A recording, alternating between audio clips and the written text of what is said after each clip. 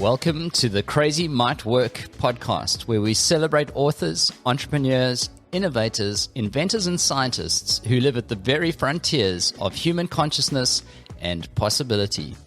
We discuss their moments of breakthrough and analyze the strategies they use to enhance their own thinking and challenge conventional wisdom.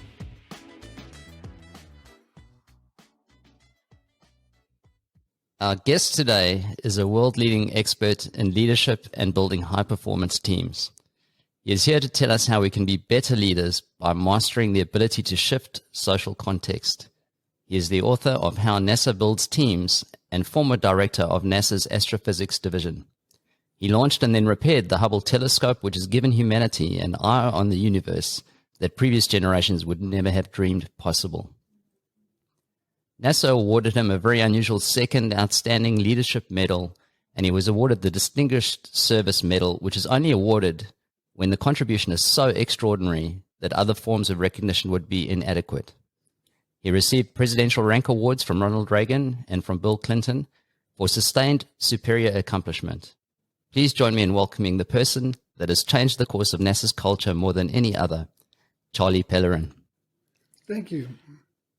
Charlie, as you describe your journey, you reference an early conversation with John Mather, NASA's Nobel laureate in physics, who said to you, "Charlie, I'm convinced that half the cost of a project is socially determined."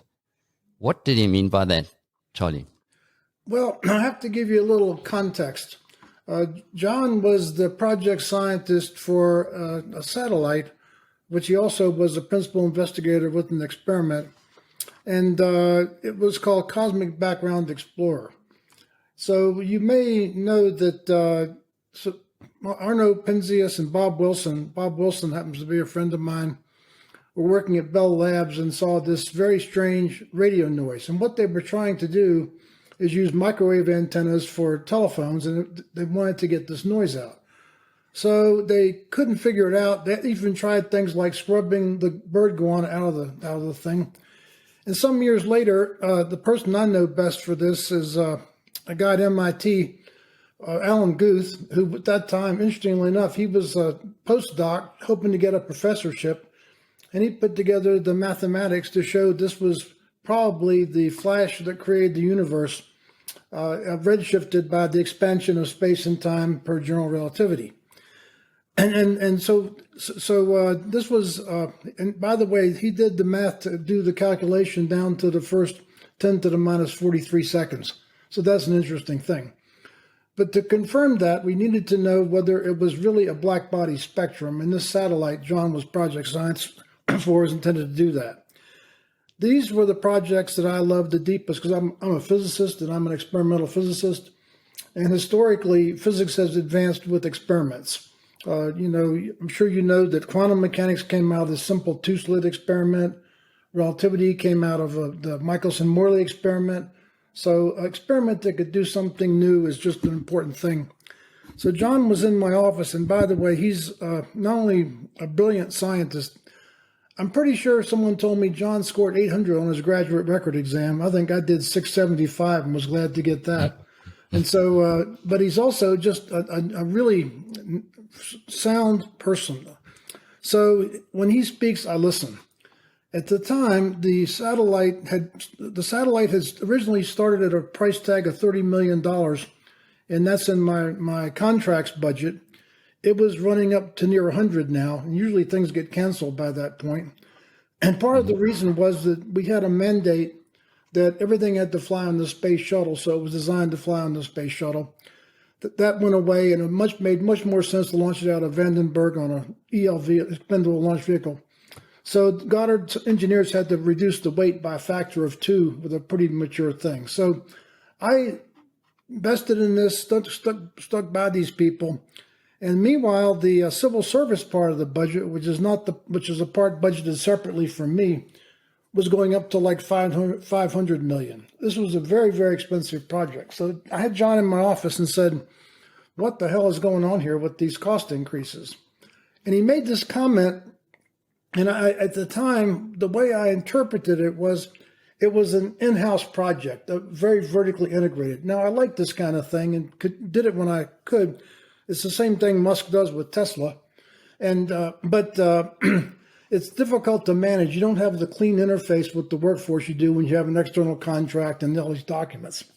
So I didn't think much about it until years later when I was seriously exploring the idea of social contexts affecting technical performance.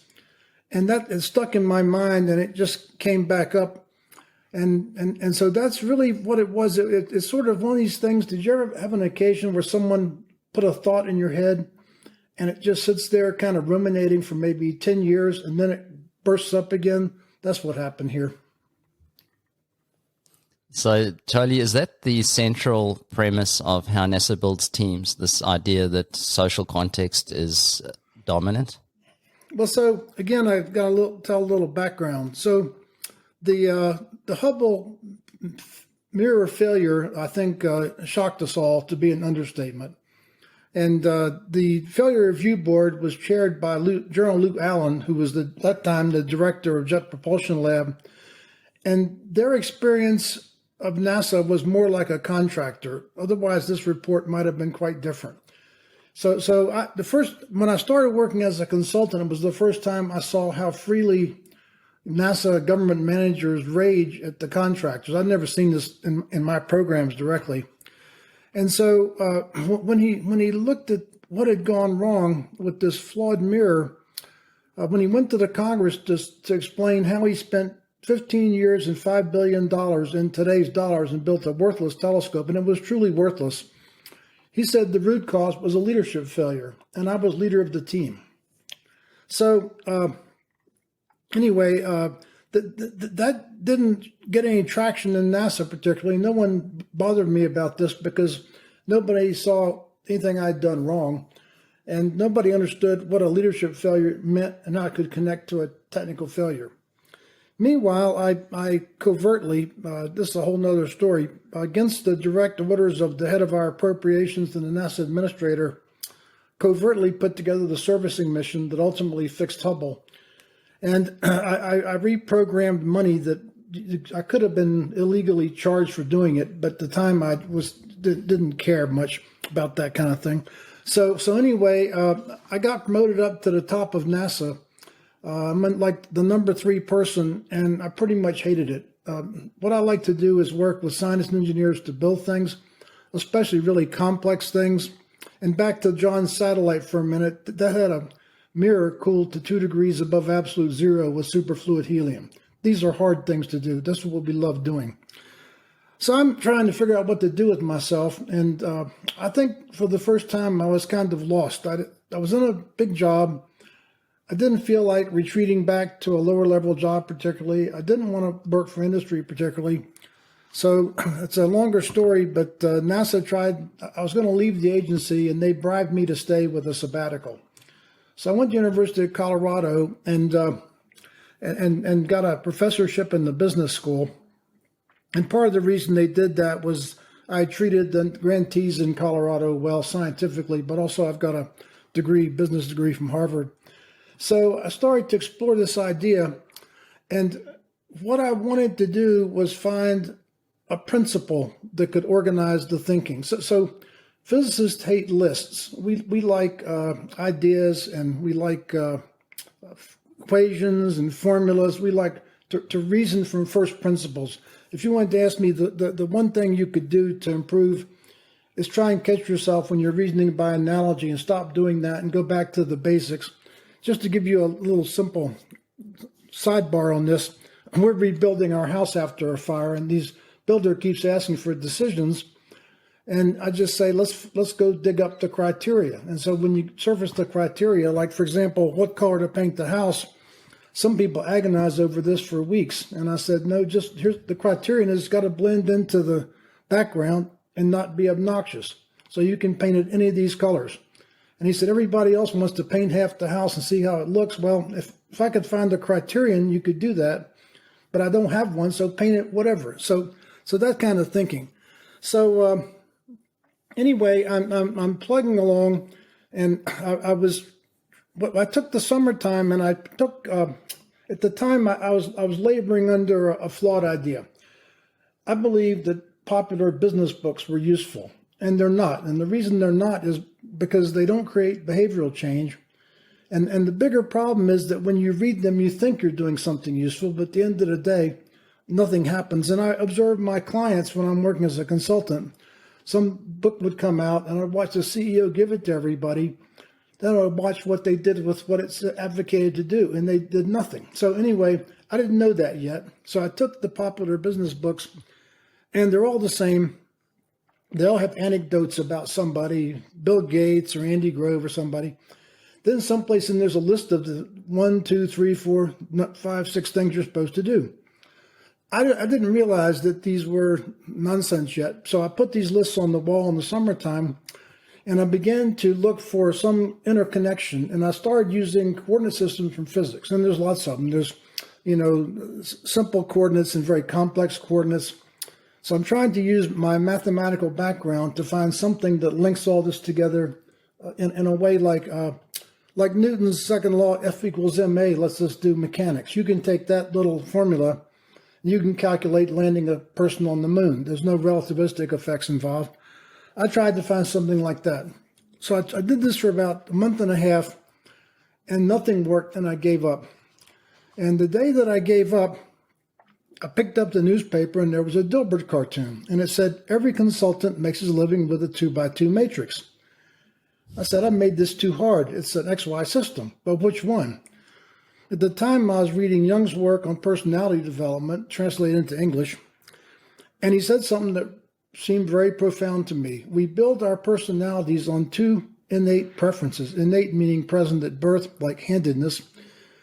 One is the information we prefer to use, and I knew there were 2 kinds. There's basically intuitive information, and sensed information. That was straightforward.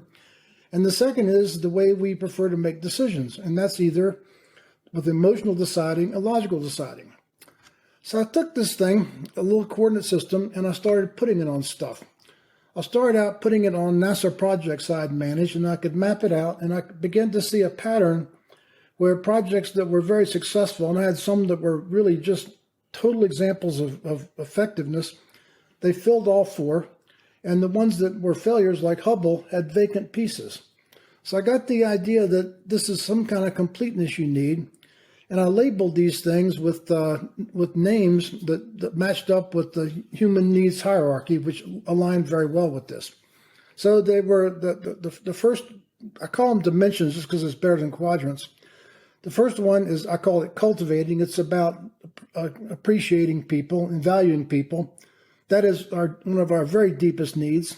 The second one is about relationships. I called it including. The third one's about vision, and the fourth one's about organization. So what I started to do next was I started to put this on proposals. I had an occasion where a contractor I'd worked on several projects with when I was back at NASA asked me to come out and help them find out why they're losing these proposals. So I went out there not knowing what I was going to do, and I thought, well, let's just 4D the problem. So I walked into the vice president's office and made the things, explained to him what's in the... By the way, the 2 that are relevant for technical proposals are only the visioning, which is about performance maximization, and the organization, which is about cost minimization. So I said, what did you propose? And I put the marks on the chart. And then I said, what did the government pick? And put the marks on the chart. And I said, here's what happened. You picked these outlandish, expensive, out-of-the-box things, and the government picked these safe, the things that could be done within budget. Do you see the problem? And they said, yeah. So that led to 7 years of consulting with proposal teams. And I could go into I'm talking about proposals for $1 to $10 billion programs. I could sit down with them in a couple of hours and find out where their team's social context is, where their belief base is. We could discern the customers, and if it didn't match, they would actually change out the people in real time on my say-so, which is a big deal for a consultant.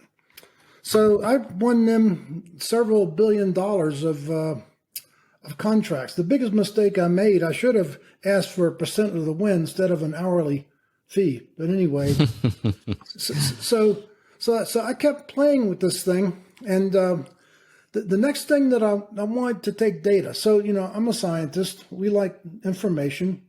So it's a longer story, but I figured out a way.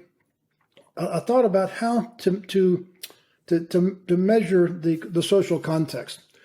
And one of the things that was very influential for me in this process, when I was a professor, if you go to lunch with an academic, the one thing you're going to get is a book recommendation. So every lunch with an academic gets a book recommendation.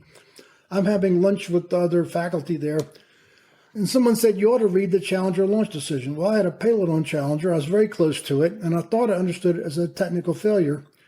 And that book changed everything. That there was a sociologist who was made a member of the failure review board that argued persuasively that it was the social context that caused it, and that's another story. This got me thinking about social context, and one of the things she talked about was normalization of deviance. This is where a behavior becomes deviant and it's unnoticed because of our tribalism. Today we have what I would argue is a deviant political party that's picked up this groupthink from each other, and it's deviant in absolute terms, but to them they don't see it because of so how do you measure something that people can't see? So I'm pondering this, and I got the idea to measure against a standard. So I built online tools that measured the 8 behaviors that align with this system of thinking against defined standards. And what I found was that there was an incredible correlation between the scores on this tool and the team performance. I'd go talk to the team leader, whatever. But the biggest single finding in this, the most surprising thing, was people who repeated this tool's 10 questions, and it's a learning tool. I made it to take data, but I think there's a teacher buried in me. So I put in there information why we're doing this. I like to know why. So I explained what the behavior is about, why it's important, what it looks like, measure it. People who use this tool, which takes 15 minutes online to do for 10 questions, the median, an hour to process, boosted team performance on average of 4% every time they did this. This was more effective than the workshops I was doing or anything else I was doing. This blew my mind. So you want to talk about the shocking finding, that was it. So what I did with that, I sat down and wrote this manuscript for my book because I thought this belongs to the world. And the second thing I did, I took all our intellectual property, which had been held under lock and key, and made it all publicly available. Everything we owned, all the processes, tools, methods, workshop slides, all became public domain. So after this, I think this has been used in 75 countries. And as I look at failures of every kind, it's always social context. I'm not going to claim it always is. I think it might be. I'm just going to say everything I ever looked at was. And I've looked at things as disparate as what was the root cause of the explosion of Fukushima Daiichi, social context. I looked at the root cause of the 737 MAX, social context.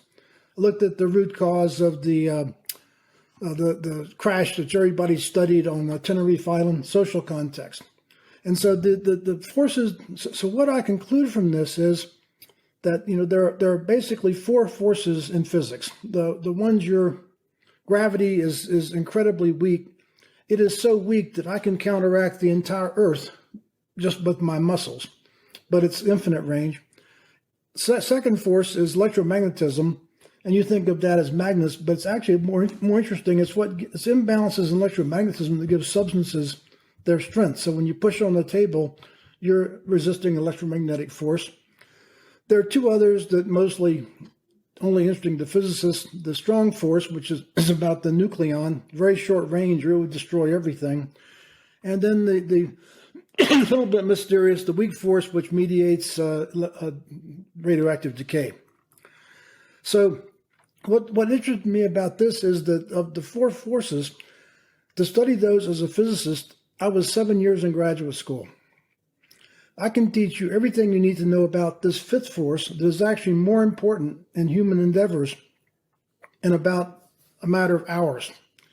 So it overwhelms everything. It's Diane Vaughan's book had a sentence about this that really spoke to me. What she said was the root cause of Challenger's failure was a force that is invisible and unacknowledged. And the fifth force field, the social context field, is both. And so the way it works is the way we behave collectively, and tribalism is innate in everything we do, sets up a force field that affects how we behave. It sounds like a circular argument, but that's how it works. So how do you measure it? You measure behaviors. How do you modify the social context? You shift the behaviors. And anyway, so you mentioned NASA's culture. So I'm doing this work sort of by myself. I've got a little company, a couple people, mostly working. My first clients were in the accounting industry. I'm working with aerospace companies on their proposals. I'm kind of laid back. And one day, people at NASA called me up and said, we've had 2 back-to-back Mars failures. The administrator says he's going to fire us if we can't improve teamwork, and you're the guy we thought knew how to do this, because they've been sort of following my work. That led to a contract, a very large contracts, and 1,500 teams voluntarily did this work. I refused to work with people who didn't want to do it. There's about something like 5% of managers that don't believe, the way you get performance out of people is beating them up and criticizing them. I just said, if you don't want to do the work, don't waste both our time with this. And so the change was so substantial that using our tools and data analysis methods, my whole team's engineers and physicists, we love to play with data. We actually showed definite movement in the whole agency, and it was affecting people that we'd never worked with. So the social context field in an institution like a NASA center. So we found direct correlation between the amount of change in teams for the first time that we dealt with them in different institutions with how much work that institution had done with our processes. So that's the sort of short story of it.